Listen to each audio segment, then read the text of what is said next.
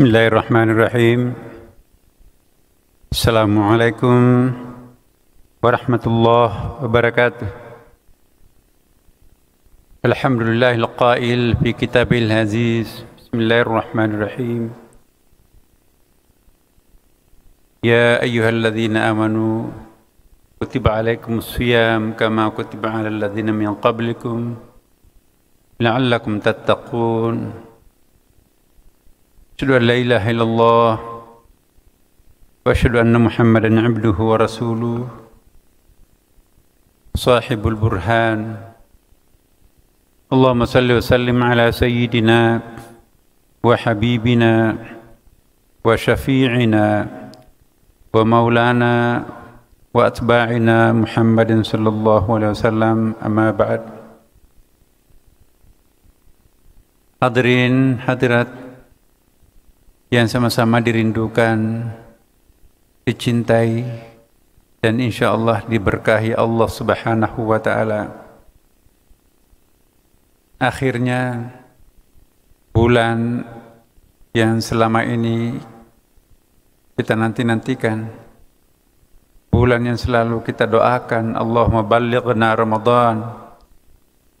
Alhamdulillah, pada saat ini, pada maghrib tadi kita pun juga menyaksikan hujan deras tiba-tiba muncul, bersahut-sahutan kilat dan guntur, seolah ikut bergembira dengan kehadiran bulan suci Ramadan ini.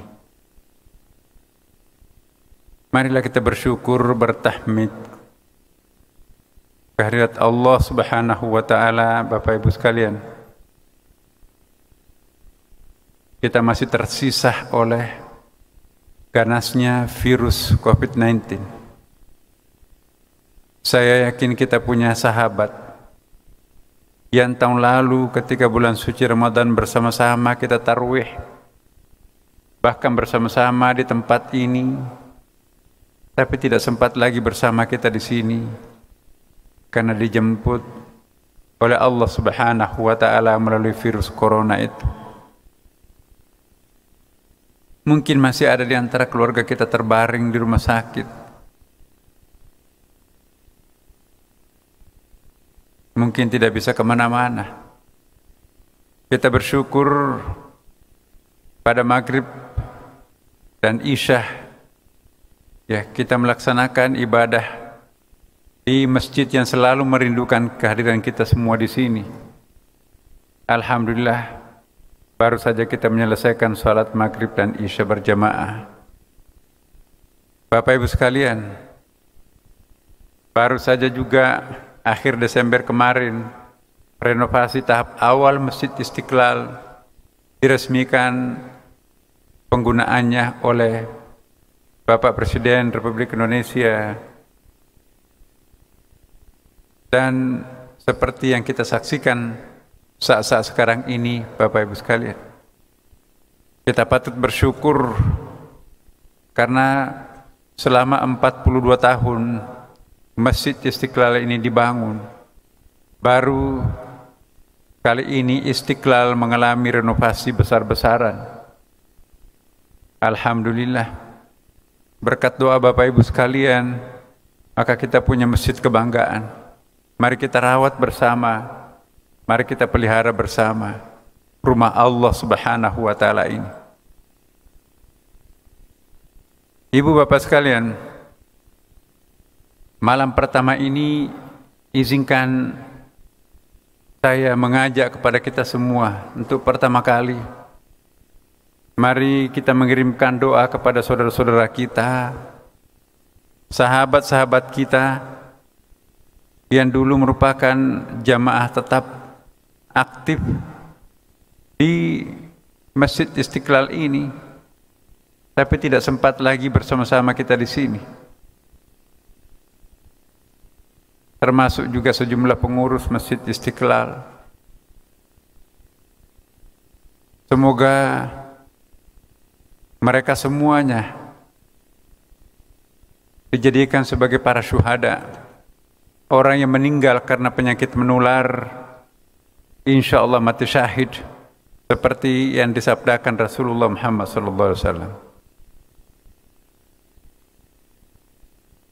Mari kita mengikhlaskan, kita bacakan surah Al-Fatihah, Bapak Ibu sekalian. Semoga mereka diterima baik di sisinya. Dan kita pun juga semoga sisa umur yang Allah pinjamkan untuk kita di sini kita gunakan, semoga betul-betul diberikan kesehatan, utuh bulan suci Ramadan kita maksimalkan ibadah-ibadah di dalamnya. Ala hadhihi niyyah wa ala kulli niyatin salih. Al-Fatihah. A'udzu billahi minasyaitonir rajim. Bismillahirrahmanirrahim. Alhamdulillahirabbil alamin. Arrahmanir rahim. Maliki yaumiddin. Iyyaka na'budu wa iyyaka nasta'in. Ihdinas siratal mustaqim. Siratal ladzina an'amta 'alaihim ghairil maghdubi 'alaihim waladdallin. Amin. Atas nama segenap pengurus Masjid Istiqlal mengucapkan selamat datang kepada Bapak Ibu sekalian, sekaligus juga memohon beribu maaf. Begitu banyak protokol yang harus kita jalani di masjid ini, sebagaimana tadi yang disampaikan oleh Pak Bukhari, ya, Ketua Bidang Peribadatan. Sama sekali itu bukan kehendak kami untuk menjauhkan jamaah dengan kekasihnya Masjid Istiqlal. Tapi ini kondisi objektif yang harus kita jalani, karena ini adalah merupakan kesepakatan bersama, ya, antara Satgas Gugus COVID-19 DKI Jakarta dan kita semua. Bukan saja Istiqlal Bapak Ibu sekalian, tapi juga rumah-rumah ibadah yang lain. Karena itu juga pada malam ini saya juga menambahkan apa yang disampaikan oleh Ustaz Bukhari tadi. Banyak yang berubah, ya, untuk sementara di masjid kita di sini. Biasanya kita dianjurkan untuk merapatkan barisan, bersentuhan satu sama lain, tapi sekarang malah kita dianjurkan untuk berjarak. Jangan dipertentangkan antara hadis Nabi dengan protokol kesehatan. Iya. Perintah Rasulullah itu dilakukan pada saat normal.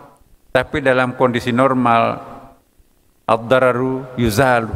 Segala sesuatu yang bisa menimbulkan masalah itu harus dihilangkan, harus ditiadakan. Darul mafasid muqaddamun ala jalbil masalih. Menolak bahaya itu lebih utama daripada mengejar manfaat, kaidah usul. Di samping itu juga pada malam ini dan seterusnya Bapak Ibu sekalian, beberapa tradisi Istiqlal pun juga kita akan lakukan perubahan, dan yang lainnya kita akan tetap pertahankan.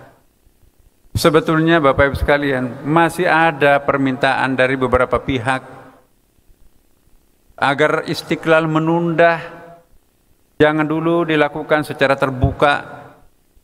Tapi kami, para pimpinan di Istiqlal, setelah memohon izin kepada pemerintah, akhirnya kami mendapatkan restu untuk menggunakan Masjid Istiqlal ini guna mengobati kerinduan para jamaahnya. Tahun lalu kita sama sekali tidak pernah sujud bersama di Masjid Istiqlal ini karena puncak-puncaknya renovasi bertepatan dengan puncak-puncaknya COVID-19. Seiring dengan itu Bapak Ibu sekalian, seperti ada rindu dendam. Sekian lama kita merindukan Masjid Istiqlal. Tahun lalu kita nggak ada kegiatan Ramadanan di masjid ini. Hari ini akhirnya kita diberi kesempatan. Karena itu, Bapak Ibu sekalian, insya Allah pada Ramadan kali ini kita akan melakukan beberapa pola peribadatan. Pertama, insya Allah malam ini dan seterusnya, salat tarawih kita gunakan, kita laksanakan langsung 20 rakaat.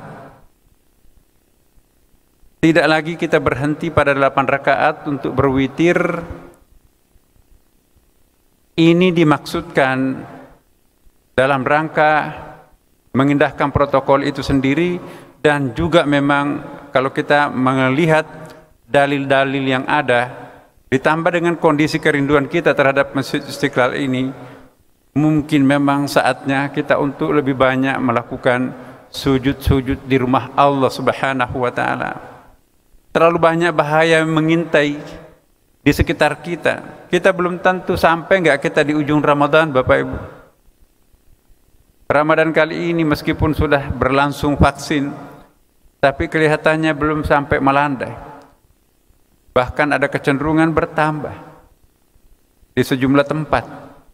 Karena itu saya mohon yang mendapatkan undangan khusus dari Allah untuk hadir di rumahnya, di tengah orang bermasalah di sana, mari kita memperbanyak sujud kita. Ya.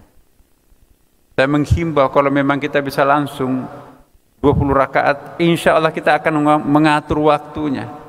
Kami sudah menyiapkan Bapak Ibu, imam bacaannya tidak akan panjang seperti biasanya, doa-doanya pun juga tidak akan sepanjang seperti biasanya, sehingga kita akan bisa menargetkan sesuai dengan jadwal yang kita rencanakan.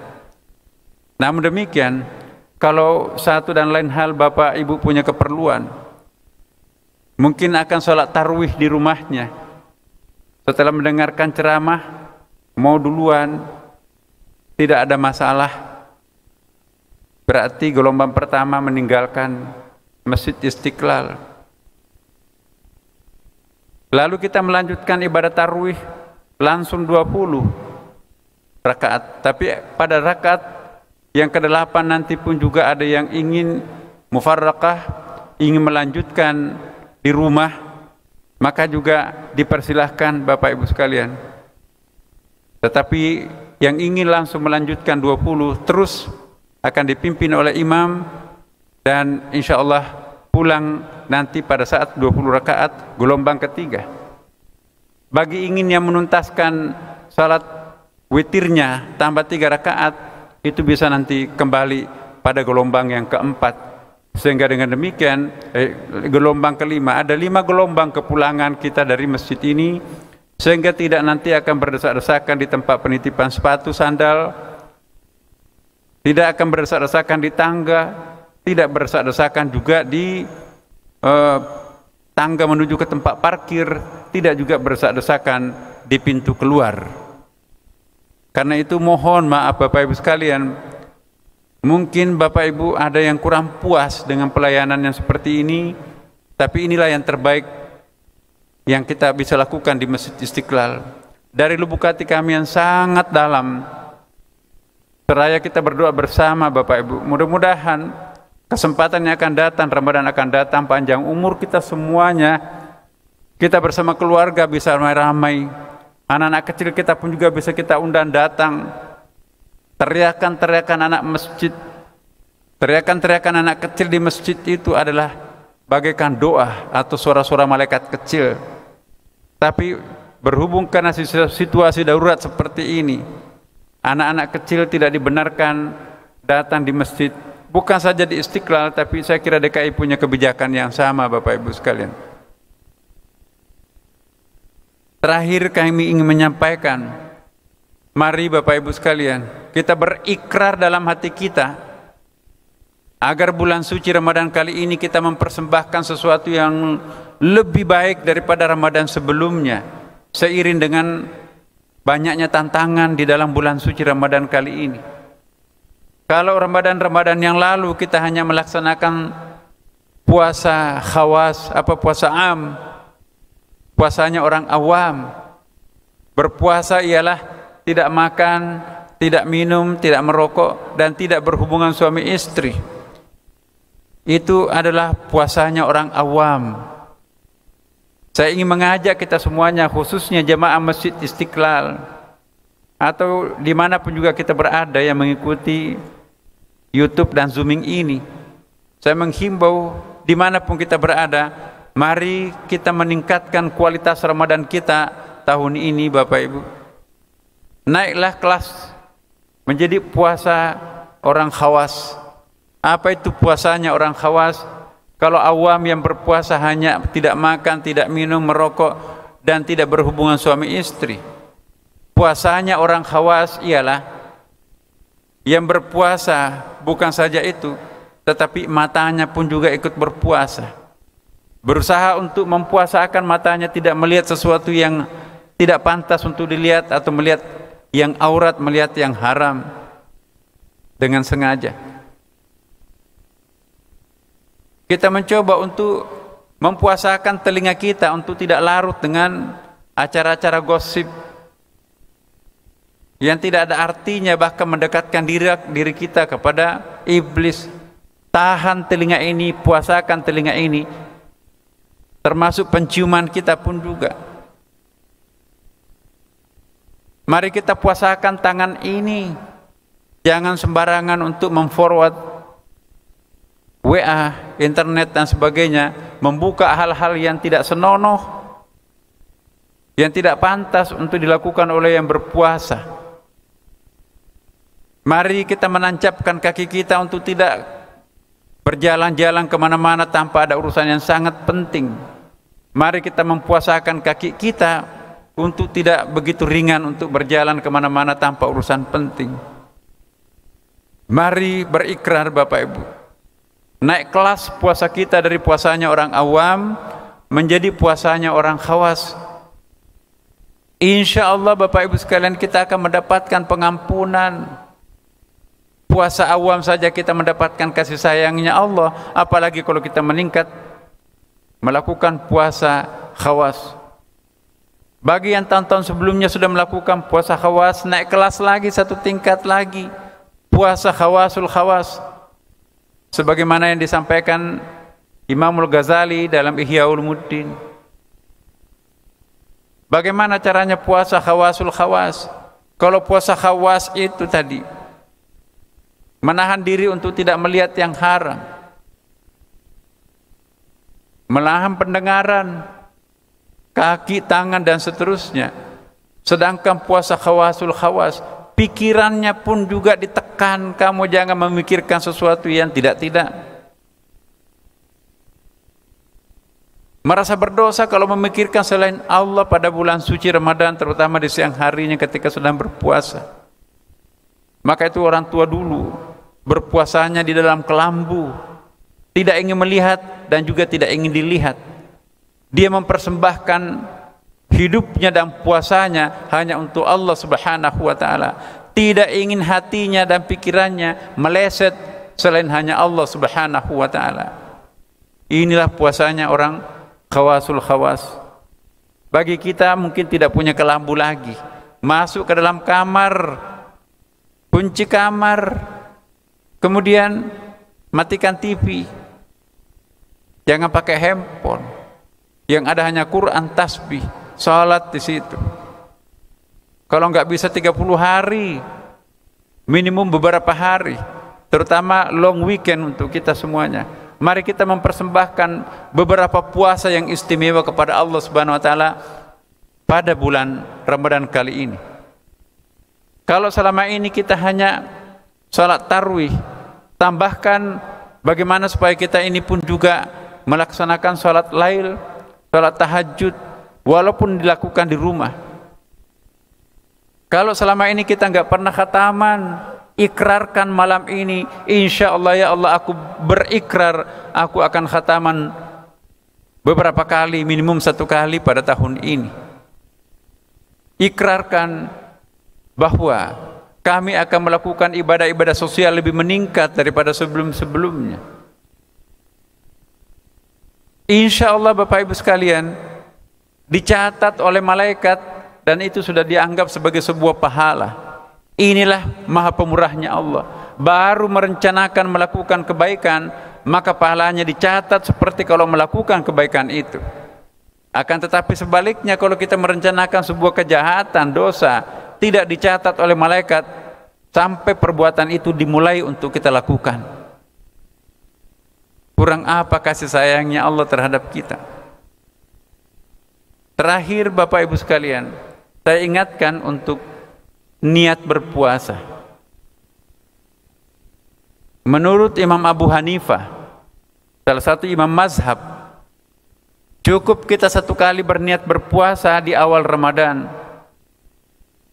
Nawaitu shauma Ramadana fi hadhihi sana lillahi ta'ala. Saya berniat untuk berpuasa Ramadan 1 bulan penuh tahun ini karena Allah.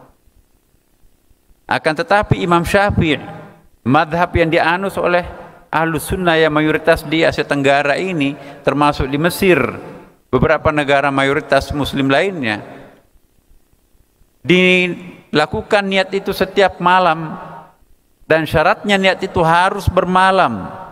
Terlambat kita berniat manakala sahur. Berniatlah pada malam hari sesudah sholat isya atau sesudah sholat tarawih nanti. Imam atau siapa mubalaghah nanti juga mengingatkan kepada kita semua, mari kita berniat untuk berpuasa besok. Jangan sampai kita tidak berniat malam ini langsung berpuasa besok. Ingat hadis Nabi, innamal a'malu binniyati. Segala sesuatu itu harus disertai dengan niat. Puasa tanpa niat itu diet. Salat tanpa niat itu olahraga.